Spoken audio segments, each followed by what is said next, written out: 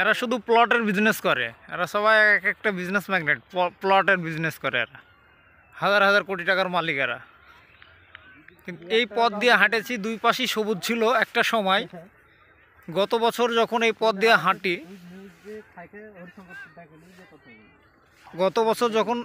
হাঁটি, তখন দুই পাশেই সবুজায়ন ছিল। আর বর্তমানে আবার 2024-এ আসার পর এক পাশ সবুজ, এক পাশ হলো ফাঁকা মাটি।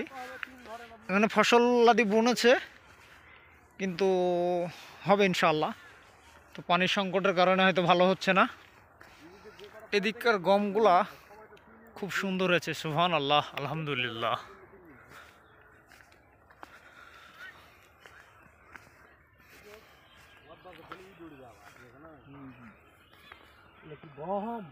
এগুলো গহম। স্কুলে তুমি তো যাওনি, মাদ্রাসা গেলছো, তো গহম চিনো না? হ্যাঁ, মানে ওই তোমার ফালে গুছিয়ে দিয়েছে তো পাই পাই।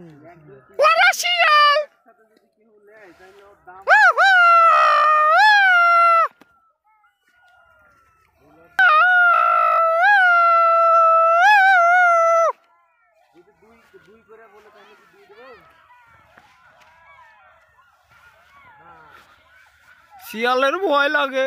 দর্শক, আপনারা সবাই কেমন আছেন? আমি আপনাদের সাথে একটু সৌজন্য সাক্ষাৎ করার জন্য খোলা আকাশের নিচে নদীর চরে ঘুরতে আসছি একটু। তো এগুলা সব আপনারা কি লাগিয়েছেন? আমি তো শহরের অঞ্চলে বেশি থাকি, তো বুঝতে পারছি না এগুলোর নাম কি।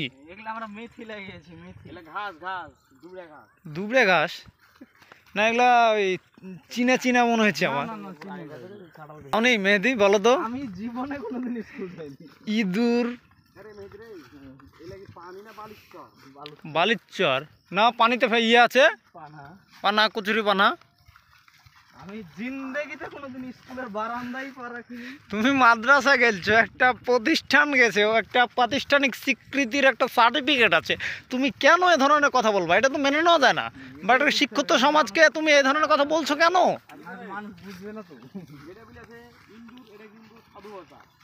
অ্যাকচুয়ালি খুব যদি যায় তাহলে ইন্দুর, তাহলে ঠিক আছে। আমার গ্রামের ভাষায় মাস্টার মানুষ। হ্যাঁ, মাস্টার মানুষের কথা বলার জন্য অসংখ্য ধন্যবাদ, যে আমাদেরকে বিষয়টা ভেঙে বা বুঝিয়ে বলে দেওয়ার কারণে অসংখ্য ধন্যবাদ। তো আর ইঁদুরটার ছুঁচাটার নামটা কি হলো?